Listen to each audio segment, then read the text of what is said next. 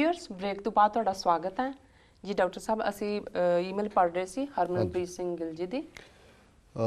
ਸਭ ਤੋਂ ਪਹਿਲਾਂ ਤਾਂ ਵੀਰ ਹਰਮਨਪ੍ਰੀਤ ਸਿੰਘ ਗਿੱਲ ਜੀ ਦਾ ਧੰਨਵਾਦ ਜੀ ਕਿ ਉਹਨਾਂ ਨੇ ਬਹੁਤ ਲੰਬੀ ਚੌੜੀ ਈਮੇਲ ਲਿਖੀ ਹੈ। ਜੀ ਅਸੀਂ ਫਿਰ ਇਹ ਬੇਨਤੀ ਕਰਦੇ ਹੀ ਹੈ ਕਿ ਅੱਜ ਕੱਲ੍ਹ ਬਹੁਤ ਸਾਰਾ ਮਟੀਰੀਅਲ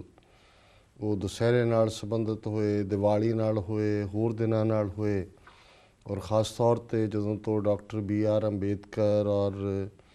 ਹੋਰ ਉਸ ਖਿੱਤੇ ਦੇ ਵਿੱਚ ਦਲਿਤ ਸਾਹਿਤਕਾਰਾਂ ਨੇ ਕਾਫੀ ਰਿਸਰਚ ਕਰਕੇ ਕਈ ਚੀਜ਼ਾਂ ਜਿਹੜੀਆਂ ਕਿ ਪਰੰਪਰਾ ਦੇ ਵਿੱਚ ਮੰਨੀਆਂ ਜਾਂਦੀਆਂ ਸੀ ਉਹਨਾਂ ਨੂੰ ਚੈਲੰਜ ਕੀਤਾ ਅਤੇ ਅਵੇਲੇਬਲ ਹੈ ਜੀ। ਸੋ ਉਹਦੇ 'ਚ ਕੋਸ਼ਿਸ਼ ਕਰਿਆ ਕਰੋ ਕਿ ਵੀ ਗੱਲ ਪਤੇ ਦੀ ਸਿਰਫ ਰੈਫਰੈਂਸ ਦੇ ਕੇ, ਔਰ ਇਹਨਾਂ ਨੇ ਈਮੇਲ ਦੇ ਥੱਲੇ ਉਹਨਾਂ ਕਿਤਾਬਾਂ ਦਾ ਰੈਫਰੈਂਸ ਦਿੱਤਾ ਹੈ, ਲੇਕਿਨ ਫਿਰ ਵੀ ਕਿਉਂਕਿ ਸਾਡੇ ਕੋਲ ਇੱਕ ਸੀਮਤ ਸਮਾਂ ਅਸੀਂ ਚਾਹੁੰਦੇ ਵੀ ਹਾਂ ਕਿ ਵੀ ਵੇਰਵਾ ਹੋਏ, ਪਰ ਇੰਨਾ ਵੀ ਨਾ ਹੋਏ ਕਿ ਜਿਹੜਾ ਉਹਦਾ ਜਦੋਂ ਤੁਸੀਂ ਪੜ੍ਹ ਰਹੇ ਹੁੰਦੇ ਹੋ ਵੈਸੇ ਆਪਣੇ ਲਈ ਫਿਰ ਤਾਂ ਤੁਸੀਂ ਕਨੈਕਟਡ ਹੁੰਦੇ ਹੋ, ਈਮੇਲਸ ਦੇ ਵਿੱਚ ਫਿਰ ਇਹ ਗਵਾਚ ਜਾਂਦਾ ਹੈ ਦੂਸਰਾ ਪਾਰਟ। ਪਰ ਉਹਨਾਂ ਨੇ ਆਪਣਾ ਜਿਹੜਾ ਟਾਈਟਲ ਦਿੱਤਾ ਸੀ ਈਮੇਲ ਦਾ ਉਹਦੇ ਨਾਲ ਉਹਨਾਂ ਨੇ ਇਨਸਾਫ ਕੀਤਾ ਹੈ, ਕਿਉਂਕਿ ਰਹਿ ਉਹਦੀ ਜ਼ਦ ਦੇ ਵਿੱਚ ਹੀ ਨੇ। ਉਹਨਾਂ ਨੇ ਆਪਣਾ ਥੀਸਿਸ ਜਾਂ ਆਪਣਾ ਜਿਹੜਾ ਵਿਚਾਰ ਸੀ ਉਹਨਾਂ ਦਾ ਦੁਸਹਿਰਾ ਜਿੱਤ ਦਾ ਤਿਉਹਾਰ ਜਾਂ ਦਹਿਸ਼ਤਗਰਦ ਜ਼ਹਿਨੀਅਤ ਦਾ ਪ੍ਰਗਟਾਵਾ ਜੀ। ਸੋ ਉਹਨਾਂ ਨੇ ਸਿੰਬੋਲਿਜ਼ਮ ਵੀ ਯੂਜ਼ ਕੀਤਾ। ਹਾਲਾਂਕਿ ਅਸੀਂ ਕੋਈ ਵੀ ਜਿਹੜੀ ਨਵੀਂ ਥਿਊਰੀ ਹੈ ਉਸ ਬਾਰੇ ਕੁਝ ਕਹਿਣ ਤੋਂ ਥੋੜ੍ਹਾ ਜਿਹਾ ਸੰਕੋਚ ਵੀ ਕਰਦੇ ਹਾਂ, ਕਿਉਂਕਿ ਅੱਜ ਇੱਕ ਟ੍ਰੈਂਡ ਹੈ ਔਰ ਕਈ ਵਾਰੀ ਉਹ ਰਿਵੈਂਜ ਦੇ ਵਿੱਚ ਟ੍ਰੈਂਡ ਵੀ ਸ਼ੁਰੂ ਹੁੰਦਾ ਹੈ ਕਿ ਜੇ ਇੱਧਰਲੇ ਨਾਰਥ ਦੇ ਵਿੱਚ ਰਾਮ ਜੀ ਨੂੰ ਇੱਕ ਦੇਵਤੇ ਦੇ ਤੌਰ 'ਤੇ ਜਾਂ ਇੱਕ ਆਦਰਸ਼ ਇਨਸਾਨ ਦੇ ਤੌਰ 'ਤੇ ਪ੍ਰੋਜੈਕਟ ਕੀਤਾ ਜਾਂਦਾ ਹੈ, ਅਤੇ ਫਿਰ ਜਦੋਂ ਅੰਨਾ ਦੁਰਾਈ ਨੇ ਦਰਾਵੜ ਮੂਵਮੈਂਟ ਸ਼ੁਰੂ ਕੀਤੀ ਜਿਹਦੇ 'ਚੋਂ DMK ਪਾਰਟੀ ਨਿਕਲੀ ਅਤੇ ਇੱਕ ਟ੍ਰੈਂਡ ਉੱਧਰ ਇਹ ਵੀ ਸ਼ੁਰੂ ਹੋਇਆ ਸੀ ਵੀ ਉਹ ਰਾਵਣ ਲੀਲਾ ਮਨਾਉਂਦੇ ਸੀ। ਔਰ ਇੱਕ ਜਿਹੜੀ ਥਿਊਰੀ ਅੱਜ ਕਾਫੀ ਪੋਪੂਲਰ ਹੈ ਦਲਿਤ ਸਾਹਿਤ ਦੇ ਵਿੱਚ ਖ਼ਾਸ ਤੌਰ 'ਤੇ, ਉਹ ਰਾਮ ਅਤੇ ਰਾਵਣ ਦੀ ਲੜਾਈ ਨੂੰ ਕੋਈ ਦੇਵਤੇ ਜਾਂ ਰਾਖਸ਼ਾਂ ਦੇ ਤੌਰ 'ਤੇ ਨਹੀਂ, ਜਿਹੜਾ ਕਿ ਸਾਡੇ ਪਾਸੇ ਇੱਕ ਜ਼ਿਆਦਾ ਪ੍ਰਚਲਿਤ ਗੱਲ ਹੈ, ਪਰ ਇਸ ਨੂੰ ਉਹ ਆਰੀਅਨ ਅਤੇ ਦਰਾਵੜ ਦੋ ਸੱਭਿਅਤਾਵਾਂ ਦੀ ਟੱਕਰ ਦੇ ਤੌਰ 'ਤੇ ਕਹਿੰਦੇ ਨੇ। ਦਰਾਵੜ ਜਿਹੜੇ ਕਿ ਅੱਜ ਭਾਰਤ ਦੇ 4 ਮੁੱਖ ਸੂਬਿਆਂ ਦੇ ਵਿੱਚ ਆਂਧਰਾ, ਕਰਨਾਟਕਾ, ਤਮਿਲਨਾਡੂ ਇਤਿਹਾਦ ਦੇ ਵਿੱਚ ਜਿਹੜਾ ਇੱਕ ਚੌਥੀ ਸਟੇਟ ਹੈ ਆਂਧਰਾ, ਤਮਿਲਨਾਡੂ, ਕੇਰਲਾ, ਆਂਧਰਾ ਔਰ ਕਰਨਾਟਕਾ ਜੀ, ਇਸ ਦੇ ਵਿੱਚ ਵਸਦੇ ਨੇ। ਸੋ ਇੱਕ ਥਿਊਰੀ ਇਹ ਹੈ ਵੀ ਇਹ ਸਾਰੇ ਜਿਹੜੇ ਨੇ ਪਹਿਲਾਂ ਉੱਤਰੀ ਭਾਰਤ ਦੇ ਵਿੱਚ ਵਸਦੇ ਸਨ। ਇੰਡਸ ਵੈਲੀ ਸਿਵਲਾਈਜੇਸ਼ਨ ਜਿਹੜੀ ਸਿੰਧੂ ਘਾਟੀ ਦੀ ਸੱਭਿਅਤਾ ਇਹਨਾਂ ਨੇ ਬਣਾਈ ਜੀ, ਅਤੇ ਜਿਹੜੇ ਐਰੀਅਨ ਨੇ ਜਦੋਂ ਆਏ ਇੱਧਰੋਂ ਕਾਕੇਸ਼ੀਅਨ ਮਾਊਂਟੇਨਸ ਵੱਲੋਂ, ਅਫਗਾਨਿਸਤਾਨ ਵੱਲੋਂ, ਤਾਂ ਇਹਨਾਂ ਨੇ ਹੌਲੀ ਦਰਾਵੜਾਂ ਨੂੰ ਜਿਹੜਾ ਸਮੁੰਦਰ ਦੇ ਨੇੜੇ ਧੱਕ ਦਿੱਤਾ ਹੈ, ਜਿਹੜੇ ਬੜੇ ਉਪਜਾਊ ਮੈਦਾਨ ਸੀ ਉਹਨਾਂ 'ਤੇ ਕਬਜ਼ਾ ਕਰ ਲਿਆ। ਔਰ ਫਿਰ ਇਹਨਾਂ ਨੇ ਜਿਹੜਾ ਦੇਵਤੇ ਅਤੇ ਰਾਖਸ਼ਸ ਦਾ ਅਲੰਕਾਰ ਵੀ ਵਰਤਿਆ, ਆਪ ਦੇਵਤੇ ਬਣ ਗਏ, ਚੌੜਾ ਮੱਥਾ, ਲੰਬਾ ਨੱਕ ਜੋ ਆਰੀਅਨਸ ਦੇ ਫੀਚਰ ਨੇ, ਅਤੇ ਦਰਾਵੜ ਜਿਹੜੇ ਕਾਲੇ ਰੰਗ ਦੇ ਛੋਟੇ ਕਾਦੇ ਜੋ ਜੇ ਮਦਰਾਸੀ ਕੇਰਲਾਈਟ ਮੋਸਟਲੀ ਹੁੰਦੇ ਨੇ ਅੱਜ ਵੀ, ਉਹਨਾਂ ਨੂੰ ਰਾਖਸ਼ਸ ਬਣਾਇਆ। ਔਰ ਇਹ ਕਿਹਾ ਜਾਂਦਾ ਵੀ ਬਹੁਤ ਸਾਰਾ ਇਹਨਾਂ ਦਾ ਜਿਹਨੂੰ ਇਹ ਇਤਿਹਾਸ ਕਹਿੰਦੇ ਨੇ ਉਹ ਅਸਲ ਦੇ ਵਿੱਚ ਇਸ ਨਫ਼ਰਤ 'ਚੋਂ ਹੀ ਨਿਕਲਿਆ ਕਿ, ਔਰ ਉਹਦੇ 'ਚ ਕਹਾਣੀ ਤਾਂ ਇਹੀ ਹੋਏਗੀ ਕਿ ਜੀ ਦੇਵਤਾ ਲੋਕ ਜਾਂ ਰਿਸ਼ੀ ਲੋਕ ਯੱਗ ਕਰਦੇ ਸਨ ਅਤੇ ਰਾਖਸ਼ਸ ਜਿਹੜੇ ਨੇ ਉਹਦੇ 'ਚ ਵਾਧਾ ਪਾਉਂਦੇ ਸੀ, ਰੁਕਾਵਟ ਬਣਦੇ ਸੀ। ਸੋ ਜਦੋਂ ਰਾਖਸ਼ਸ ਕਹਿੰਦੇ ਨੇ ਸਾਡੇ ਮਨਾਂ 'ਚ ਤਾਂ ਇਹੀ ਆਉਂਦਾ ਵੀ ਉਹਦੇ 2 ਸਿੰਘ ਹੋਣਗੇ, ਕੋਈ ਡਰਾਉਣਾ ਰੂਪ ਹੋਏਗਾ, ਜਿਵੇਂ ਅੱਜ ਹੈਲੋਵੀਨ ਦਾ ਦਿਨ ਹੈ, ਜੇ ਬਾਹਰ ਨਿਕਲੀਏ ਤਾਂ ਸਾਰੇ ਰਾਖਸ਼ਸ ਹੀ ਨਜ਼ਰ ਆਉਣਗੇ, ਕਿਸੇ ਨੇ ਕੁਛ ਪਾਇਆ, ਕਿਸੇ ਨੇ ਕੁਛ ਪਾਇਆ। ਸੋ ਇਹ ਇਹਨਾਂ 'ਚ ਵੀ ਯੂਰਪ ਦੇ ਵਿੱਚ ਵੀ ਇਹਦਾ ਹਵਾਲਾ ਇਹੀ ਸੀ, ਉਹਨੂੰ ਕਹਿੰਦੇ ਆਲ ਘੋਸਟ ਡੇ ਹੈ, ਸਾਰਾ ਭੂਤਾਂ ਦਾ ਦਿਨ। ਸੋ ਸਾਡੇ ਲਈ ਤਾਂ ਰਾਖਸ਼ਸ ਦਾ ਮਤਲਬ ਇਹ ਹੈ, ਪਰ ਜਦੋਂ ਉਹ ਰਾਖਸ਼ਸ ਕਹਿੰਦੇ ਨੇ ਬ੍ਰਹਿਮਨਿਕਲ ਲਿਟਰੇਚਰ, ਤਾਂ ਉਹਨਾਂ ਦਾ ਮਤਲਬ ਇਹੀ ਹੁੰਦਾ ਜਿਹੜਾ ਉਹਨਾਂ ਨਾਲ ਸਹਿਮਤ ਨਾ ਹੋਵੇ, ਜਿਹਨੂੰ ਖ਼ਤਮ ਕਰਨਾ ਹੋਏ। ਸੋ ਇਹਨਾਂ ਦੇ ਕਹਿਣ ਮੁਤਾਬਕ ਵੀ ਕਿ ਦਰਾਵੜਾਂ ਨੂੰ ਰਾਖਸ਼ਸ ਬਣਾ ਕੇ ਉਹਨਾਂ ਦਾ ਅੰਤ ਕੀਤਾ ਗਿਆ, ਮੁਸਲਮਾਨਾਂ ਨੂੰ ਮਲੇਚ ਕਿਹਾ ਗਿਆ ਕਿ ਡਰਟੀ, ਗੰਦ ਦੇ ਭਰੇ ਹੋਏ, ਸਿੱਖਾਂ ਨੂੰ ਆਤੰਕਵਾਦੀ, ਉਗਰਵਾਦੀ ਕਹਿ ਕੇ ਖਾਤਮਾ ਕਰਨ ਦੀ ਲਾਈਨ ਸ਼ੁਰੂ ਹੋਈ। ਸੋ ਲੇਕਿਨ ਇਹਦੇ ਬਾਵਜੂਦ ਅਸੀਂ ਇਹ ਦੇਖਦੇ ਹਾਂ ਵੀ ਜਿਹੜਾ, ਕਿਉਂਕਿ ਜਿਹੜਾ ਉੱਤਰ ਦੇ ਵਿੱਚ ਨਾਰਥ ਦੇ ਵਿੱਚ ਜਿਹੜਾ ਪੋਪੂਲਰ ਇਤਿਹਾਸ ਜਾਂ ਲੋਕਾਂ ਦੀਆਂ ਲੋਕ ਯਾਦਾਂ 'ਚ ਸੀ, ਉਹਦੇ 'ਚ ਰਾਵਣ ਜਿਹੜਾ ਉਹ ਬੁਰਾਈ ਦਾ ਪ੍ਰਤੀਕ ਹੈ। ਗੁਰਬਾਣੀ ਦੇ ਵਿੱਚ ਵੀ ਇਸ ਦੇ ਹਵਾਲੇ ਨੇ, ਮੂਰਖ ਰਾਵਣ ਕਿਆ ਲੈ ਗਿਆ। ਹੁਣ ਮੂਰਖ ਉਹੀ ਹੈ ਜਿਹੜਾ ਵਿਦਵਤਾ 'ਚੋਂ ਨਿਕਲ ਕੇ ਕੋਈ ਐਸਾ ਕੰਮ ਕਰਦਾ ਜਿਹੜਾ ਕਿ ਉਹਨੂੰ ਨਹੀਂ ਕਰਨਾ ਚਾਹੀਦਾ, ਜਾਂ ਜਿਨ ਸੀਤਾ ਆਂਦੀ ਡੋਰੂ ਵਾਏ, ਵੀ ਸੀਤਾ ਉਹਨੇ ਲਿਆਂਦੀ। ਔਰ ਫਿਰ ਅਸੀਂ ਇਸ ਸਾਰੇ ਦੇ ਨਾਲ ਇਹ ਵੀ ਦੇਖਦੇ ਹਾਂ ਕਿ ਜਿਹੜਾ ਰਾਵਣ ਦਾ ਰੋਲ ਹੈ ਉਹ ਇੱਕ ਬੁਰਾਈ ਦੇ ਚਿੰਨ੍ਹ ਦੇ ਤੌਰ ਤੇ ਹੈ ਗੁਰਬਾਣੀ ਦੇ ਵਿੱਚ ਵੀ, ਸਿੱਖ ਸਾਹਿਤ 'ਚ ਵੀ ਜੀ। ਲੇਕਿਨ ਜਿਹੜੀ ਇਹਨਾਂ ਨੇ ਗੱਲ ਕੀਤੀ, ਇਹਨਾਂ ਨੇ ਸਭਿਅਤਾਵਾਂ ਦੇ ਟਕਰਾਅ ਦੀ ਥਿਊਰੀ ਨੂੰ ਲਿਆ ਔਰ ਸ੍ਰੀਲੰਕਾ ਨੂੰ ਹਾਲਾਂਕਿ ਜਦੋਂ ਤੁਸੀਂ ਅੱਗੋਂ ਇਤਿਹਾਸਕ ਅੱਜ ਡਿਬੇਟ ਦੇਖਦੇ ਹੋ ਤੇ ਇਹ ਹੈ ਵੀ ਪਤਾ ਹੀ ਨਹੀਂ ਹੈ ਵੀ ਕੋਈ ਯੁੱਧ ਹੈ। ਸੀ ਇੱਕ ਵਿਚਾਰ ਇਹ ਵੀ ਹੈ ਵੀ ਕੀ ਕਦੇ ਰਾਮਚੰਦਰ ਜੀ ਜਾਂ ਰਾਵਣ ਜਾਂ ਦੂਜੇ ਰੀਅਲ ਕਰੈਕਟਰ ਸੀ, ਜਾਂ ਵਾਲਮੀਕੀ ਜੀ ਨੇ ਸੰਸਕ੍ਰਿਤ ਦੇ ਵਿੱਚ ਵਾਲਮੀਕ ਰਾਮਾਇਣ ਲਿਖੀ, ਜਾਂ ਤੁਲਸੀਦਾਸ ਨੇ ਰਾਮਚਰਿਤ ਮਾਨਸ ਲਿਖਿਆ ਔਰ ਉਹਨਾਂ ਚੋਂ ਫਿਰ ਉਹ ਕਰੈਕਟਰ ਮਸ਼ਹੂਰ ਹੋ ਗਏ ਜੀ। ਲੇਕਿਨ ਅੱਜ ਤਾਂ ਇਹਨਾਂ ਨੇ ਬਣਾਤਾ, ਅਯੁੱਧਿਆ ਵੀ ਬਣਾਤੀ, ਰਾਮ ਮੰਦਰ ਦਾ ਨਾਮ ਵੀ ਬਣਤਾ, ਲੰਕਾ ਵੀ ਬਣਾਤੀ। ਹਾਲਾਂ ਲੰਕਾ ਵਾਲੇ ਹੁਣ ਤਾਂ ਕਹਿੰਦੇ ਰਹੇ ਨੇ ਕਿ ਸਾਡੇ ਤਾਂ ਕਦੇ ਕੋਈ ਕਰੈਕਟਰ ਹੀ ਨਹੀਂ ਹੋਇਆ, ਪਰ ਇਹ ਇੱਕ ਵੱਖਰੀ ਡਿਬੇਟ ਹੈ, ਮੈਂ ਇਹਦੇ 'ਚ ਨਹੀਂ ਜਾਣਾ ਚਾਹੁੰਦਾ। ਪਰ ਇਹਨਾਂ ਨੇ ਜਿਸ ਪਾਰਟ ਨੂੰ ਜਦੋਂ ਦੁਸਹਿਰੇ ਨੂੰ ਉਹਨਾਂ ਨੇ ਜਿੱਤ ਦਾ ਤਿਉਹਾਰ ਤੇ ਦਹਿਸ਼ਤਗਰਦ ਜ਼ਹਿਨੀਅਤ ਦਾ ਪ੍ਰਗਟਾਵਾ ਇਹਨਾਂ ਦੋਨਾਂ ਦੇ ਨਾਲ ਕੰਪੇਅਰ ਕੀਤਾ ਤੇ ਇਹਨਾਂ ਨੇ ਕਿਹਾ ਵੀ ਕਿਵੇਂ ਵਿਭੀਸ਼ਣ ਦੇ ਰਾਹੀਂ ਫਿਰ ਸ੍ਰੀਲੰਕਾ ਨੂੰ ਹੀ ਸਾੜ ਦਿੱਤਾ ਗਿਆ। ਹਜ਼ਾਰਾਂ ਜਿਹੜੇ ਇਨੋਸੈਂਟ ਸ੍ਰੀਲੰਕਨ ਸਿਟੀਜ਼ਨ ਸਨ, ਜੇ ਰਾਵਣ ਨੇ ਕੋਈ ਗੁਨਾਹ ਵੀ ਕੀਤਾ ਸੀ ਉਹ ਮਾਰਿਆ ਗਿਆ, ਪਰ ਜਿਹੜਾ ਇਹਨਾਂ ਦਾ ਤੌਰ ਤਰੀਕਾ ਹੈ ਹਜ਼ਾਰਾਂ ਨੂੰ ਸਾੜਨ ਦਾ, ਔਰ ਇਹਨਾਂ ਨੇ ਬੜਾ ਅੱਛਾ ਉਹਦੇ ਚੋਂ ਸਿੰਬੋਲਿਜ਼ਮ ਕੱਢਿਆ ਹੈ ਕਿ ਵੀ ਜੇ ਲੰਕਾ ਦੇ ਵਿੱਚ ਹਜ਼ਾਰਾਂ ਸ੍ਰੀਲੰਕਨ ਸਾੜੇ ਗਏ ਸੀ ਤੇ ਇਹੀ ਕੰਮ ਨਵੰਬਰ 84 ਦੇ ਵਿੱਚ ਸਿੱਖਾਂ ਦੇ ਨਾਲ ਕੀਤਾ ਗਿਆ, ਜਿਉਂਦੇ ਸਾੜੇ ਗਏ ਜੀ। ਔਰ ਇਹੀ ਕੰਮ 21ਵੀਂ ਸਦੀ ਦੇ ਵਿੱਚ ਗੁਜਰਾਤ ਦੇ ਵਿੱਚ 2002 ਚ ਮੁਸਲਮਾਨਾਂ ਦੇ ਨਾਲ ਔਰ ਈਸਾਈਆਂ ਦੇ ਨਾਲ ਕੀਤਾ ਗਿਆ। ਔਰ ਉਹਨਾਂ ਨੇ ਇਸ ਦੇ ਨਾਲ ਇਹ ਵੀ ਕਿਹਾ ਵੀ ਜਿਵੇਂ ਅੱਜ ਵੀ ਜਦੋਂ ਦੁਸਹਿਰਾ ਮਨਾਇਆ ਜਾਂਦਾ ਹੈ ਉਸ ਰਾਵਣ ਦੇ ਨਾਲ ਉਹਦੇ ਭਰਾਵਾਂ ਦੇ ਵੀ ਜਿਹੜੇ ਨੇ ਉਹ ਬੁੱਤ ਖੜੇ ਕੀਤੇ ਜਾਂਦੇ ਨੇ ਜੀ। ਔਰ ਜਿਵੇਂ ਜਦੋਂ ਉਹਨਾਂ ਨੂੰ ਅੱਗ ਲੱਗਦੀ ਹੈ ਤੇ ਜਿਹੜੀ ਭੀੜ ਇਕੱਠੀ ਹੁੰਦੀ ਹੈ ਬਹੁ ਗਿਣਤੀ ਹਿੰਦੂਆਂ ਦੀ, ਉਹ ਕਿਲਕਾਰੀਆਂ ਮਾਰਦੀ ਜੀ। ਸੋ ਉਹਨਾਂ ਨੇ ਕਿਹਾ ਵੀ ਇਹ ਜਿਹੜਾ ਕਿਲਕਾਰੀਆਂ ਮਾਰ ਕੇ ਦੁਸ਼ਮਣ ਨੂੰ ਤਬਾਹ ਕਰਨਾ, ਇਹੀ ਨਵੰਬਰ 84 ਵੀ ਸੀ ਕਿ ਟਾਇਰ ਗਲ 'ਚ ਪਾਇਆ, ਅੱਗ ਲੱਗੀ ਹੈ, ਉਹ ਅੱਗ ਦੇ ਨਾਲ ਸੜ ਰਿਹਾ ਸਿੱਖ ਜੀ। ਤੇ ਉਹ ਪਾਸੇ ਖੜੀ ਭੀੜ ਜਿਹੜੀ ਹੈ ਉਹ ਕਿਲਕਾਰੀਆਂ ਮਾਰ ਰਹੀ ਹੈ, ਤਾੜੀਆਂ ਮਾਰ ਰਹੀ ਹੈ ਕਿ ਦੇਖੋ ਸਰਦਾਰ ਜੀ ਭੰਗੜਾ ਕਿਤਨਾ ਅੱਛਾ ਡਾਲ ਰਹੇ ਜੀ। ਸੋ ਇਹ ਜਿਹੜੀ ਜ਼ਹਿਨੀਅਤ ਹੈ, ਉਹਨਾਂ ਨੇ ਉਹਦੀ ਹੈਡਲਾਈਨ ਜਦੋਂ ਜ਼ਹਿਨੀਅਤ ਦਿੱਤਾ ਹੈ ਕਿ ਦਹਿਸ਼ਤਗਰਦ ਜ਼ਹਿਨੀਅਤ, ਸੋ ਉਹਦੇ ਚੋਂ ਹੀ ਇਹ ਜਿਹੜਾ ਜ਼ਹਿਨੀਅਤ ਦਾ ਪਾਰਟ ਨਿਕਲਦਾ ਜੀ। ਅੱਛਾ, ਹੁਣ ਇਹਦੇ 'ਚ ਇੱਕ ਅਪਵਾਦ ਵੀ ਹੈ। ਦੁਸਹਿਰਾ ਸਭ ਨੇ ਜਿਹੜੀ ਸਾਡੀ ਜਨਰੇਸ਼ਨ ਦੇ ਨੇ ਉਹਨਾਂ ਨੇ ਕਿਤੇ ਨਾ ਕਿਤੇ ਤਾਂ ਦੇਖਿਆ ਹੈ, ਕੋਈ ਨਾ ਕੋਈ ਭੀੜ ਦੇ ਵਿੱਚ ਤੁਸੀਂ ਵੀ ਸ਼ਾਮਲ ਹੁੰਦੇ ਹੋ ਵੀ ਕੀ ਕਰਦੇ ਨੇ। ਜਿਉਂ ਹੀ ਉਹਨਾਂ ਬੁੱਤਾਂ ਨੂੰ ਅੱਗ ਲੱਗ ਕੇ ਹਟਦੀ ਹੈ ਤੇ ਜਿਹੜਾ ਥੋੜ੍ਹਾ ਬਹੁਤ ਲੱਕੜਾਂ ਉਹਦੀਆਂ ਅੱਧ ਸੜੀਆਂ ਰਹਿ ਜਾਂਦੀਆਂ, ਉਹੀ ਜਿਹੜੇ ਪਹਿਲਾਂ ਕਿਲਕਾਰੀਆਂ ਮਾਰ ਰਹੇ ਹੁੰਦੇ ਨੇ ਔਰ ਪਹਿਲਾਂ ਉਸ ਤੋਂ ਉਹਨਾਂ ਦੇ ਉਹ ਦਿਖਾ ਰਹੇ ਹੁੰਦੇ ਨੇ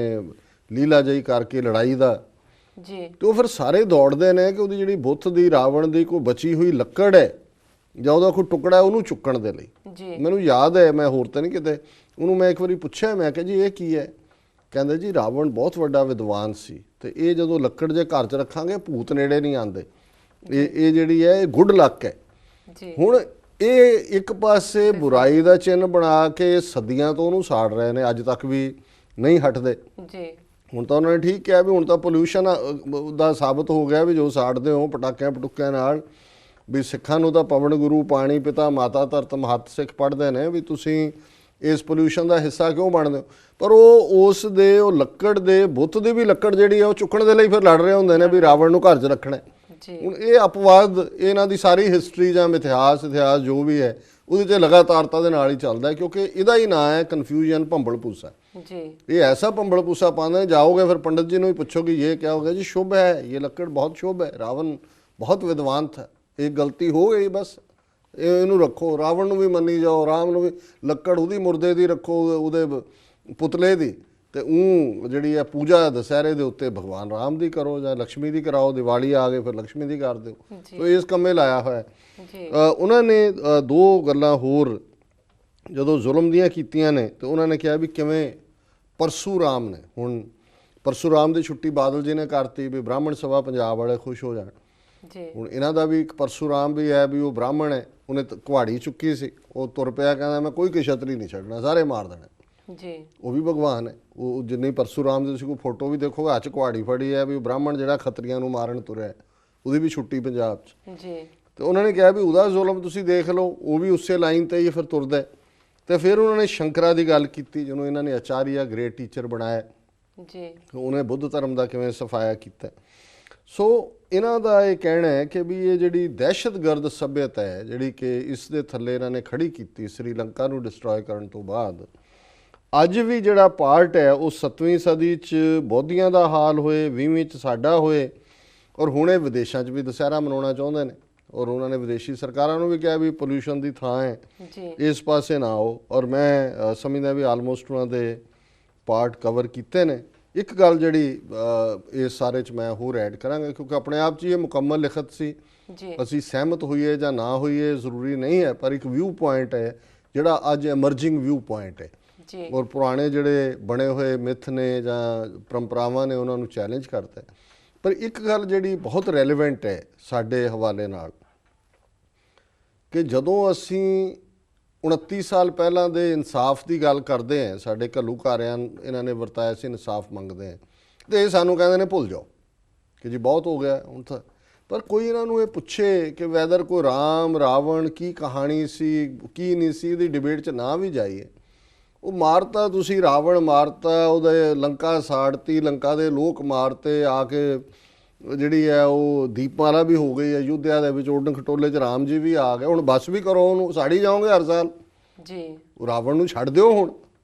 ਜੇ ਤੁਹਾਨੂੰ ਤੁਸੀਂ ਰਾਵਣ ਨਹੀਂ ਛੱਡਿਆ ਕਈ ਸਦੀਆਂ ਬੀਤਣ ਬਾਅਦ, ਤੁਸੀਂ ਕਿਹੜੇ ਮੂੰਹ ਨਾਲ ਸਾਨੂੰ ਇਹ ਉਪਦੇਸ਼ ਕਰਦੇ ਹੋ ਕਿ ਅਸੀਂ 29 ਸਾਲ ਪਹਿਲਾਂ ਜਿਹੜੇ ਰਾਵਣਾਂ ਨੇ, ਉਹ ਤਾਂ ਇੱਕ ਸੀਤਾ ਦੀ ਕਹਾਣੀ ਹੈ ਕਿ ਲੈ ਗਿਆ ਉਹਨੇ, ਉਹਨੂੰ ਰੱਖਿਆ ਔਰ ਉਸ ਨੂੰ ਅਪਮਾਨਿਤ ਨਹੀਂ ਕੀਤਾ। ਤੁਸੀਂ ਤਾਂ ਹਜ਼ਾਰਾਂ ਸਿੱਖ ਬੀਬੀਆਂ ਦੇ ਗੈਂਗ ਰੇਪ ਕੀਤੇ ਨੇ, ਹਜ਼ਾਰਾਂ ਸਿੱਖ ਜਿਉਂਦਿਆਂ ਸਾੜੇ ਨੇ। ਤੁਹਾਨੂੰ ਉਹ ਨਹੀਂ ਭੁੱਲਿਆ ਹੈ ਰਾਵਣ, ਜਿਹਦੀ ਲੱਕੜ ਵੀ ਸਾਂਭ ਕੇ ਰੱਖਦੇ ਹੋ ਕਿ ਜੀ ਭੂਤ ਦੌੜਨਗੇ, ਤੇ ਸਾਨੂੰ ਤੁਸੀਂ ਇਹ ਉਪਦੇਸ਼ ਦੇ ਰਹੇ ਹੋ ਕਿ ਜੀ ਤੁਸੀਂ ਭੁੱਲ ਜਾਓ ਕਿ ਵੀ ਇਹ ਤੁਹਾਡੇ ਨਾਲ ਇਹ ਹੋਇਆ ਜੀ। ਔਰ ਕਨਕਲੂਡਿੰਗ ਜਿਹੜੀ ਉਹਨਾਂ ਨੇ ਗੱਲ ਕੀਤੀ ਸੀ, ਔਰ ਇਹ ਦੁਖਦਾਈ ਹੈ ਕਿ ਸ਼੍ਰੋਮਣੀ ਕਮੇਟੀ 'ਚ ਅੱਜ ਉਹੀ ਲੋਕ ਬੈਠੇ ਨੇ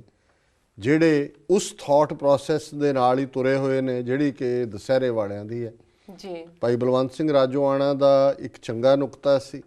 ਕਿ ਭਾਈ 3 ਨਵੰਬਰ ਨੂੰ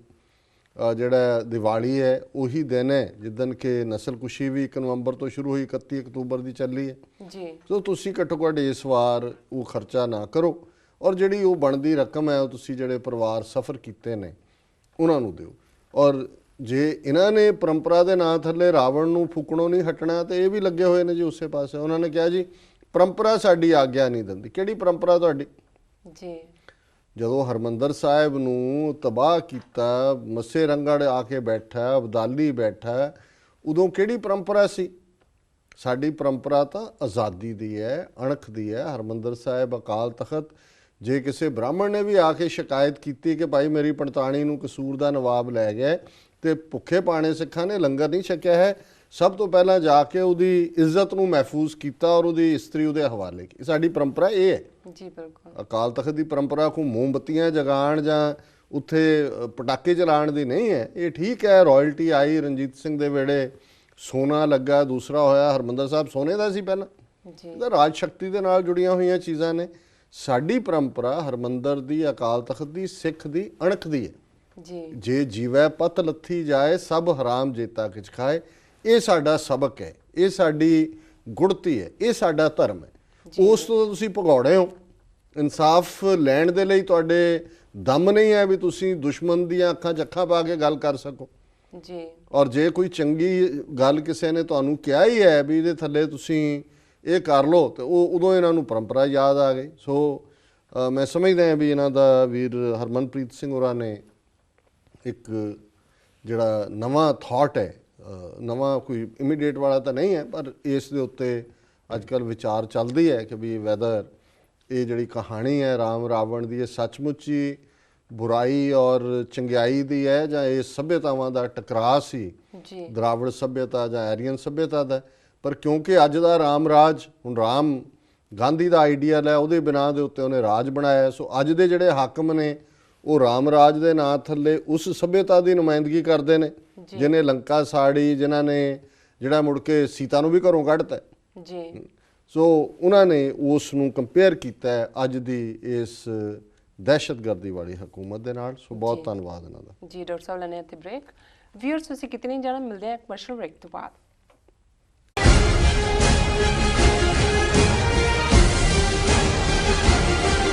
This is DJ Sanj, and you're watching TV 84. TV 84. Stay locked and loaded. Hey, what's up? This is Taz of Stereo Nation, and guess what? Stay locked with TV 84. Waheguru ji ਕਾ ਖਾਲਸਾ ਵਾਹਿਗੁਰੂ ਜੀ ਕੀ ਫਤਿਹ ਮੈਂ ਰੀਤ ਕੋ ਤੁਹਾਡਾ ਨਿਊਜ਼ ਟੀਵੀ 84 ਦੇ ਵਿੱਚ ਸਵਾਗਤ ਕਰਦੀ ਹਾਂ ਨਿਊਜ਼ ਟੀਵੀ 84 ਦੇ ਵਿੱਚ ਅਸੀਂ ਤੁਹਾਨੂੰ ਮਿਲਾਉਂਦੇ ਹਾਂ ਉਹਨਾਂ ਸ਼ਖਸੀਅਤਾਂ ਦੇ ਨਾਲ ਜਿਹੜੀਆਂ ਸੱਚ ਹੱਕ ਤੇ ਇਨਸਾਫ ਦੇ ਲਈ ਜੂਝ ਰਹੀਆਂ ਨੇ ਤੇ ਤੁਹਾਨੂੰ ਸੁਣਾਵਾਂਗੇ ਉਹਨਾਂ ਦੀ ਆਵਾਜ਼ ਜਿਸ ਆਵਾਜ਼ ਨੂੰ ਭਾਰਤ ਸਰਕਾਰ ਤੇ ਉਹਨਾਂ ਦਾ ਪਿੱਠੂ ਮੀਡੀਆ ਬਾਹਰ ਨਹੀਂ ਨਿਕਲਣ ਦਿੰਦਾ ਤੁਸੀਂ ਮਿਲੋਗੇ ਪੰਥਕ ਵੇੜੇ ਵਿੱਚ ਖੁਸ਼ਬੂ ਬਣ ਰਹੇ ਉਹਨਾਂ ਮਹਾਨ ਸ਼ਖਸੀਅਤਾਂ ਦੇ ਨਾਲ ਜਿਨ੍ਹਾਂ ਨੇ ਧਾਰਮਿਕ ਸਮਾਜਿਕ ਆਰਥਿਕ ਤੇ ਰਾਜਨੀਤਿਕ ਖੇਤਰਾਂ ਦੇ ਵਿੱਚ ਯੋਗਦਾਨ ਪਾਇਆ ਹੈ ਤੁਹਾਨੂੰ ਲੈ ਕੇ ਚੱਲਾਂਗੇ ਉਹਨਾਂ ਸਾਰੀਆਂ ਥਾਵਾਂ ਦੇ ਉੱਪਰ ਜਿੱਥੇ ਤੁਸੀਂ ਨਹੀਂ ਪਹੁੰਚ ਸਕਦੇ ਤੁਸੀਂ ਸੰਸਾਰ ਭਰ ਵਿੱਚ ਬੈਠੇ ਸਾਰੇ ਹੀ ਸਿੱਖਾਂ ਦੀ ਖੁਸ਼ੀ ਤੇ ਗਮੀ ਦੇ ਵਿੱਚ ਸ਼ਾਮਿਲ ਹੋਵੋਗੇ ਅਤੇ ਇੱਕੋ ਹੀ ਸਿੱਖੀ ਮਾਲਾ ਦੇ ਮਨ ਕੇ ਬਣਨ ਦਾ ਅਹਿਸਾਸ ਵੀ ਪ੍ਰਾਪਤ ਕਰੋਗੇ ਇਹ ਸਭ ਕੁਝ ਤੁਸੀਂ ਵੇਖੋਗੇ ਮੇਰੇ ਨਾਲ ਸਿਰਫ ਨਿਊਜ਼ ਟੀਵੀ 84 ਤੇ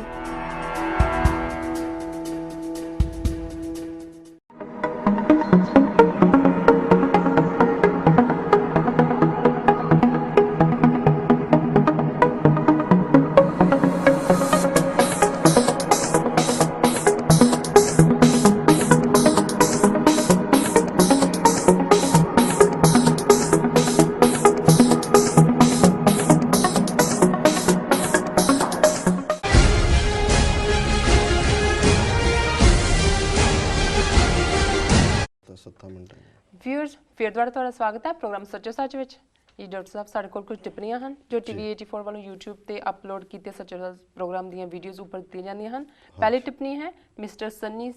ਦੀ 1378 ਕਸ਼ਮੀਰੀ ਪੰਡਤਾਂ ਦੇ ਅਨੰਦਪੁਰ ਆਉਣ ਸੰਬੰਧੀ ਵੀਡੀਓ ਦੇ ਹੇਠਾਂ ਟਿੱਪਣੀ ਕੀਤੀ ਹੈ ਡਾਕਟਰ ਸਿੰਘ ਜੀ ਆਪਨੇ ਦਰਸ਼ਕਾਂ ਨਾਲ ਝੂਠ ਕਿਉਂ ਬੋਲਦੇ ਹੋ ਹੁਣੇ ਜੇ ਡੇਵਿਡ ਹੈਡਲੀ ਵੱਲੋਂ ਕੀਤੇ ਗਏ ਇਨਕਸ਼ਾਫ ਤੋਂ ਜ਼ਾਹਿਰ ਹੁੰਦਾ ਹੈ ਕਿ ਕਸ਼ਮੀਰ ਵਿੱਚ ਸਿੱਖਾਂ ਨੂੰ ਲਸ਼ਕਰ ਤਾਇਬਾ ਨੇ ਮਾਰਿਆ ਸੀ ਤੁਸੀਂ ਆਪਣੇ ਦਰਸ਼ਕਾਂ ਨਾਲ ਝੂਠ ਕਿਉਂ ਬੋਲ ਰਹੇ ਹੋ ਇਸ ਦੇ ਜਵਾਬ ਵਿੱਚ ਨਲਵਾ ਆਈਡੀ ਤੋਂ ਇੱਕ ਵੀਰ ਨੇ ਜਵਾਬ ਵਿੱਚ ਕਿਹਾ ਹੈ ਇਹ ਇਲਜ਼ਾਮ ਠੀਕ ਨਹੀਂ ਹੈ ਸਿੱਖਾਂ ਨੂੰ ਮਾਰਨ ਲਈ ਭਾਰਤ ਸਰਕਾਰ ਜ਼ਿੰਮੇਵਾਰ ਹੈ ਜੀ ਡਾਕਟਰ ਸਾਹਿਬ ਦੇਖੋ ਅਸੀਂ ਇਹ ਕੋਸ਼ਿਸ਼ ਕਰਦੇ ਹਾਂ ਕਿ ਜਿਹੜੀ ਸੱਚੋ ਸੱਚ ਪ੍ਰੋਗਰਾਮ ਦੀਆਂ ਵੀਡੀਓਜ਼ ਅਪਲੋਡ ਹੁੰਦੀਆਂ ਨੇ ਪੰਜਾਬ ਸਪੈਕਟਰਮ ਉਹਨਾਂ ਨੂੰ ਰੈਗੂਲਰਲੀ ਉਹਨਾਂ ਚੋਂ ਕੁਝ ਸੈਲੈਕਟ ਫਿਊ ਪਿਕ ਕਰਦਾ ਹੈ ਜੀ ਇਸ ਤੋਂ ਇਲਾਵਾ ਅਪਲੋਡ ਹੁੰਦੀਆਂ ਹੀ ਹੁੰਦੀਆਂ ਨੇ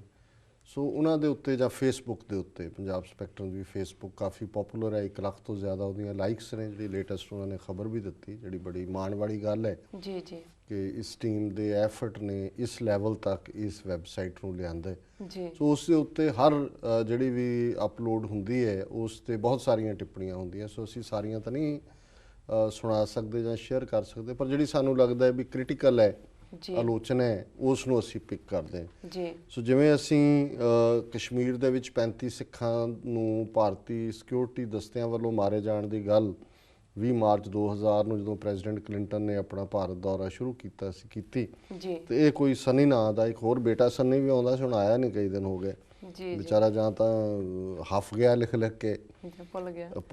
ਭੁੱਲਿਆ ਤਾਂ ਨਹੀਂ ਹੈ ਉਹਨੂੰ ਲੱਗਦਾ ਵੀ ਕੁੱਟ ਪੈਂਦੀ ਹੈ ਹੁਣ ਜਾਂ ਤਾਂ ਵਿਚਾਰਾ ਸੇਕ ਸੂਕ ਦੇ ਰਿਹਾ ਫਿਰ ਆਏਗਾ ਬਟ ਇਹ ਤਾਂ ਟਿੱਪਣੀ ਦੀ ਹੈਗੀ ਹੈ ਜੀ ਜੀ ਉਹਨੇ ਕਿਹਾ ਜੀ ਕਿ ਡੇਵਿਡ ਹੈਡਲੀ ਜਿਹੜਾ ਅਮਰੀਕਨ ਔਰ ਪਾਕਿਸਤਾਨੀ ਕਨੈਕਸ਼ਨ ਵੀ ਉਹਦਾ ਸਾਬਤ ਇਹਨਾਂ ਨੇ ਇੱਥੇ ਕੀਤਾ ਕਿਉਂਕਿ ਸਾਹਮਣੇ ਤਾਂ ਆਉਂਦਾ ਨਹੀਂ ਪਤਾ ਨਹੀਂ ਕੀ ਸਾਬਤ ਕਰਦੇ ਨੇ ਜੀ ਉਹਨੇ ਕਿਹਾ ਜੀ ਉਹਨੇ ਇਨਕਸ਼ਾਫ ਕੀਤਾ ਹੈ ਕਿ ਵੀ ਇਹ ਜਿਹੜਾ 35 ਸਿੱਖਾਂ ਨੂੰ ਲਸ਼ਕਰੇ ਤੋਇਬਾ ਨੇ ਮਾਰਿਆ ਸੀ ਹੁਣ ਪਹਿਲੀ ਗੱਲ ਤਾਂ ਇਹ ਹੈ ਵੀ ਨਾ ਤਾਂ ਡੇਵਿਡ ਹੈਡਲੀ ਨੂੰ ਅਮਰੀਕਨ ਗਵਰਨਮੈਂਟ ਨੇ ਇੰਡੀਅਨ ਗਵਰਨਮੈਂਟ ਦੇ ਹਵਾਲੇ ਕੀਤਾ ਜੀ ਕਿਹੜੀ ਕੋਰਟ 'ਚ ਉਹਨੇ ਇਨਕਸ਼ਾਫ ਕੀਤਾ ਇਹਦੇ ਸੰਨੀ ਦੇ ਕੰਨਾਂ 'ਚ ਕਹਿ ਗਿਆ ਆ ਕੇ ਜਾਂ ਰਾਤ ਨੂੰ ਸੁਪਨੇ 'ਚ ਕਹਿ ਗਿਆ ਇਹਨੂੰ ਜੀ ਕਿ ਜੀ ਅਸੀਂ ਕੀਤਾ ਜਾਂ ਲਸ਼ਕਰੇ ਤੋਇਬਾ ਨੇ ਕੀਤਾ ਸੋ ਅਸੀਂ ਸਮਝਦੇ ਹਾਂ ਵੀ ਪ੍ਰੈਜ਼ੀਡੈਂਟ ਕਲਿੰਟਨ ਦੀ ਟੈਸਟੀਮਨੀ ਜਿਹੜਾ ਉਸ ਵੇਲੇ ਦਾ ਪ੍ਰੈਜ਼ੀਡੈਂਟ ਸੀ ਜਿਹਦੇ ਦੌਰੇ ਨਾਲ ਇਹ ਕਤਲੇਆਮ ਜੁੜਿਆ ਹੈ ਉਸ ਤੋਂ ਵੱਧ ਕੇ ਹੋਰ ਕੋਈ ਕ੍ਰੈਡੀਬਲ ਨਹੀਂ ਹੋ ਸਕਦਾ ਕਿਉਂਕਿ ਜਦੋਂ ਇਸ ਕਿਸਮ ਦੇ ਕਾਮੈਂਟ ਪ੍ਰੈਜ਼ੀਡੈਂਟ ਕਰਦਾ ਹੈ ਤਾਂ ਜ਼ਾਹਰ ਹੈ ਵੀ ਉਹਦੇ ਕੋਲ ਉਹਦੀਆਂ ਏਜੰਸੀਆਂ ਦੇ ਪੂਰੇ ਡਾਕੂਮੈਂਟ ਹੁੰਦੇ ਨੇ ਸੋ ਉਹਨੇ ਜਿਵੇਂ ਮਾਈਟੀ ਐਂਡ ਅਲਮਾਈਟੀ ਜਿਹੜੀ ਮੈਡਲਿਨ ਐਲਬਰਾਈਟ ਦੀ ਕਿਤਾਬ ਹੈ ਉਹਦੇ ਮੁੱਖ ਬੰਦ ਦੇ ਵਿੱਚ ਲਿਖਿਆ ਵੀ ਮੈਂ ਜਦੋਂ ਸ਼ੁਰੂ ਕੀਤਾ 35 ਸਿੱਖ ਜਿਹੜੇ ਨੇ ਹਿੰਦੂ ਦਹਿਸ਼ਤਗਰਦਾਂ ਨੇ ਮਾਰੇ ਉਹਨੇ ਕਿਹਾ ਜੀ ਸਾਨੂੰ ਪਤਾ ਸੀ ਇਵੇਂ ਹੋ ਸਕਦਾ ਪਰ ਅਸੀਂ ਦੇਸ਼ ਦੀ ਭਲਾਈ ਲਈ ਆਹ ਕੀਤਾ ਉਹ ਕੀਤਾ ਜੀ ਸੋ ਨਲਵਾ ਆਈਡੀ ਨੇ ਜਵਾਬ ਤਾਂ ਦੇ ਦਿੱਤਾ ਹੈ ਪਰ ਮੈਂ ਕਿਹਾ ਫਿਰ ਵੀ ਸਨੀ ਜੀ ਨੂੰ ਜਿਹੜਾ ਉਹ ਜਵਾਬ ਮਿਲੇ ਤਾਂ ਸ਼ਾਇਦ ਚੈਨ ਦੀ ਨੀਂਦ ਸੌਂ ਸਕਣ ਜੀ ਜੀ ਸਾਡੀ ਅਗਲੀ ਟਿੱਪਣੀ ਸਾਡੇ ਵੱਲੋਂ ਪ੍ਰੋਗਰਾਮ ਸੱਚੋ ਸੱਚ ਵਿੱਚ ਇੱਕ ਈਮੇਲ ਦਾ ਜਵਾਬ ਦਿੱਤਾ ਗਿਆ ਸੀ, ਜਿਸ ਵਿੱਚ ਪੁੱਛਿਆ ਗਿਆ ਸੀ ਕਿ ਗੁਰੂ ਨਾਨਕ ਦੇਵ ਜੀ ਅਮਰੀਕਾ ਆਏ ਸਨ। ਇਸ ਤੇ ਟਿੱਪਣੀ ਕਰਦਿਆਂ ਵੀਰ ਸਿਮਰਜੀਤ ਸਿੰਘ ਗਿੱਲ ਦਾ ਕਹਿਣਾ ਹੈ, ਡਾਕਟਰ ਸਾਹਿਬ ਅਸੀਂ ਸੱਚ ਕਹਿੰਦੇ ਹਾਂ, ਤੁਸੀਂ ਸਾਡੇ ਰੋਲ ਮਾਡਲ ਹੋ।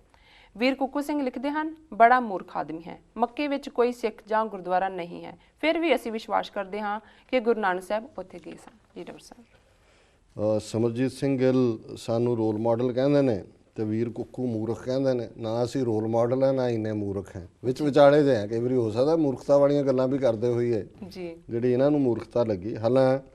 ਜੇ ਉਹ ਮੂਰਖ ਆਦਮੀ ਨਾ ਕਹਿੰਦੇ ਤੇ ਫਿਰ ਵੀ ਉਹਨਾਂ ਦਾ ਜਿਹੜਾ ਆਰਗੂਮੈਂਟ ਹੈ ਉਹਨੂੰ ਅਸੀਂ ਜ਼ਰੂਰ ਵੇਟ ਦਿੰਦੇ, ਕਿਉਂਕਿ ਅਸੀਂ ਜਿਹੜਾ ਇਹ ਸਵਾਲ ਸੀ ਕਿ ਵੀ ਕੀ ਗੁਰੂ ਨਾਨਕ ਸਾਹਿਬ ਅਮਰੀਕਾ ਆਏ, ਜੀ ਉਹਦੇ ਅਸੀਂ ਵੱਖ-ਵੱਖ ਪਹਿਲੂਆਂ ਤੇ ਗੱਲ ਕੀਤੀ ਸੀ। ਜੀ ਇੱਕ ਕਾਮੈਂਟ ਸਾਡਾ ਸੀ ਕਿ ਵੀ ਜਿੱਥੇ ਜਿੱਥੇ ਗੁਰੂ ਨਾਨਕ ਸਾਹਿਬ ਗਏ ਜੀ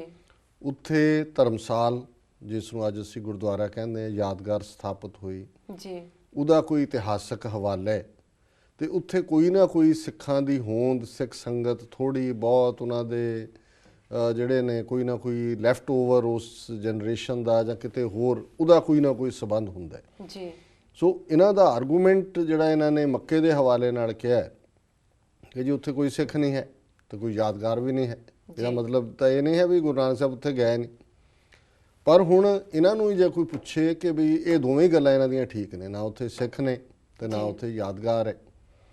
ਪਰ ਸਾਡੇ ਕੋਲ ਇਤਿਹਾਸਕ ਹਵਾਲਾ ਹੈ ਭਾਈ ਗੁਰਦਾਸ ਜੀ ਦਾ, ਜੀ ਫਿਰ ਬਾਬਾ ਮੱਕੇ ਗਿਆ, ਜੀ ਜਾਂ ਬਗਦਾਦ ਦੀ ਗੱਲ ਹੈ, ਬਗਦਾਦ ਤਾਂ ਚਲੋ ਬਗਦਾਦ 'ਚ ਵੀ ਕੋਈ ਯਾਦਗਾਰ ਨਹੀਂ ਸੀ ਨਜ਼ਰ ਆਉਂਦੀ। ਜਦੋਂ ਪਹਿਲੀ ਵਾਰ ਸਿੱਖ ਫੌਜੀ ਪਹਿਲੀ ਸੰਸਾਰ ਜੰਗ ਦੇ ਦੌਰਾਨ ਗਏ 1912-13 'ਚ, ਉੱਥੇ 14 ਜੰਗ ਸ਼ੁਰੂ ਹੋਈ ਜੀ ਤੇ ਉਹਨਾਂ ਨੇ ਉਸ ਕਬਰਸਤਾਨ ਦੇ ਵਿੱਚ ਉਹ ਜਿਹੜਾ ਲਿਖਿਆ ਸੀ ਖੁਤਬਾ ਕਾਜ਼ੀ ਰੁਕਨਦੀਨ ਦੇ ਨਾਲ ਉਹਨਾਂ ਦੀ ਗੁਰੂ ਨਾਨਕ ਸਾਹਿਬ ਦੀ ਮੁਲਾਕਾਤ ਦਾ, ਤੇ ਹਵਾਲਾ ਜਦੋਂ ਭਾਈ ਗੁਰਦਾਸ ਜੀ ਦੀਆਂ ਵਾਰਾਂ ਨਾਲ ਹੋਇਆ ਜੀ ਤੇ ਫਿਰ ਉਹ ਸਥਾਪਿਤ ਹੋ ਗਿਆ। ਸੋ ਅਸੀਂ ਸਮਝਦੇ ਹਾਂ ਵੀ ਕਿਉਂਕਿ ਸਾਊਦੀ ਅਰੇਬੀਆ ਜਾਂ ਮੱਕੇ ਦੇ ਵਿੱਚ ਬਹੁਤ ਸਾਰੀਆਂ ਤਬਦੀਲੀਆਂ ਹੁੰਦੀਆਂ ਰਹੀਆਂ ਨੇ, ਜੀ ਆਟੋਮਾਨ ਅੰਪਾਇਰ ਤੋਂ ਲੈ ਕੇ 1920-21 ਤੋਂ ਜਦੋਂ ਕਿ ਸਾਊਦ ਫੈਮਿਲੀ ਦੇ ਕੋਲ ਆਇਆ, ਜੀ ਲੇਕਿਨ ਕਿਉਂਕਿ ਸਾਡੇ ਕੋਲ ਇਤਿਹਾਸਕ ਹਵਾਲਾ ਭਾਈ ਗੁਰਦਾਸ ਜੀ ਦਾ ਹੈ, ਜੀ ਫਿਰਿਆ ਮੱਕਾ ਕਲਾ ਵਿਖਾਲੀ, ਇਹ ਵੀ ਸਾਡੇ ਕੋਲ ਹੈ। ਜੀ। ਸੋ ਇਸ ਲਈ ਅਸੀਂ ਇਸ ਦੀ ਬਿਨਾਹ ਦੇ ਉੱਤੇ ਗੱਲ ਕਰਦੇ ਹਾਂ ਕਿ ਵੀ ਸਾਡੇ ਕੋਲ ਭਾਈ ਗੁਰਦਾਸ ਕੰਟੈਂਪਰਰੀ ਨੇ ਗੁਰੂ ਅਰਜਨ ਸਾਹਿਬ ਦੇ, ਗੁਰੂ ਗ੍ਰੰਥ ਸਾਹਿਬ ਦੀ ਉਹਨਾਂ ਨੇ ਆਦ ਬੀੜ ਲਿਖੀ ਹੈ, ਕ੍ਰੈਡੀਬਲ ਐਵੀਡੈਂਸ ਹੈ। ਜੀ ਸੋ ਕਿਉਂਕਿ ਅਮਰੀਕਾ ਆਉਣ ਦਾ ਤਾਂ ਅਦਰ ਦੈਨ ਕਿ ਜਿਹਨੇ ਵੀ ਕੋਈ ਲਿੰਕ ਬਣਾ ਕੇ ਭੇਜਿਆ ਇਹਦਾ ਕੁਝ ਵੀ ਨਹੀਂ ਹੈ। ਸੋ ਇਸ ਲਈ ਅਸੀਂ ਇਸ ਗੱਲ ਨੂੰ ਨਕਾਰਿਆ ਸੀ ਕਿ ਅਸੀਂ ਅਜੇ ਵੀ ਇਹ ਕਹਿੰਦੇ ਹਾਂ ਵੀ ਇਹ ਕਈ ਚੀਜ਼ਾਂ ਨਵੀਆਂ ਆਉਂਦੀਆਂ ਰਹਿੰਦੀਆਂ ਨੇ। ਹੋ ਸਕਦਾ ਕੱਲ੍ਹ ਨੂੰ ਕਿਸੇ ਥਾਂ ਤੇ ਕੋਈ ਖੁਦਾਈ ਹੋਏ, ਥੱਲੋਂ ਕੋਈ ਪੱਥਰ ਨਿਕਲ ਆਇਆ ਤੇ ਮੂਲ ਮੰਤਰ ਲਿਖਿਆ ਹੋਏ ਜੀ ਜੀ, ਉਹਦਾ ਸਮਾਂ ਉਹ 500 ਸਾਲ ਪਹਿਲਾਂ ਜਿਹੜੇ ਇਸ ਫੀਲਡ ਦੇ ਮਾਹਰ ਨੇ ਸਰਟਨਲੀ ਦੈਨ ਅਸੀਂ ਸੋਚਾਂਗੇ ਵੀ ਜੇ ਗੁਰੂ ਨਾਨਕ ਨਾ ਵੀ ਆਏ ਹੋਣ ਉਹਨਾਂ ਦਾ ਕੋਈ ਸਿੱਖ ਆਇਆ ਹੋਏਗਾ। ਪਰ ਅਸੀਂ ਰਾਦਰ ਇਸ ਗੱਲ ਨੂੰ ਵੱਡਿਆਂ ਕਰਕੇ ਕਿਹਾ ਸੀ ਕਿ ਗੁਰੂ ਨਾਨਕ ਹਰ ਥਾਂ ਪਹੁੰਚ ਗਏ। ਜੀ ਜਿੱਥੇ ਗੁਰੂ ਗ੍ਰੰਥ ਸਾਹਿਬ ਦੇ ਸਰੂਪ ਨੇ, ਥਾਂ ਥਾਂ ਤੇ ਸਾਡੇ ਨਿਸ਼ਾਨ ਸਾਹਿਬ ਝੂਲਦੇ ਨੇ। ਇਕੱਲੇ ਇਟਲੀ ਦੇ ਵਿੱਚ 35 ਦੇ ਕਰੀਬ ਗੁਰਦੁਆਰੇ ਨੇ ਜਿੱਥੇ ਕਦੇ ਰੋਮ ਚੋਂ ਪੋਪ ਜਾਂ ਉਹਨਾਂ ਦੇ ਜਿਹੜੇ ਮਿਸ਼ਨਰੀ ਨੇ ਭੇਜੇ ਹੋਏ ਦੁਨੀਆ ਨੂੰ ਕਨਵਰਟ ਕਰਨ ਜਾਂਦੇ ਸੀ। ਜੀ ਸੋ ਫਿਰ ਵੀ ਇਹਨਾਂ ਦਾ ਵੀਰ ਕੁੱਕੂ ਜੀ ਦਾ ਬਹੁਤ ਬਹੁਤ ਧੰਨਵਾਦ ਕਿ ਉਹਨਾਂ ਨੇ ਸਾਨੂੰ ਮੂਰਖ ਦਾ ਲਕਬ ਦਿੱਤਾ ਹੈ ਤੇ ਸਾਡੀ ਹਉਮੈ ਦਾ ਗ੍ਰਾਫ ਜਿਹੜਾ ਉਹ ਥੱਲੇ ਲਿਆਂਦਾ। ਜੀ ਜੀ ਬਿਲਕੁਲ ਡਾਕਟਰ ਸਾਹਿਬ, ਇੱਥੇ ਲੈਣੇ ਬ੍ਰੇਕ। ਵੀਅਰਸ ਸਾਡੇ ਨਾਲ ਇਸ ਤਰ੍ਹਾਂ ਜੁੜੇ ਰਹੋ, ਮਿਲਦੇ ਹਾਂ ਆਫਟਰ ਦਿਸ ਸ਼ਾਰਟ ਬ੍ਰੇਕ।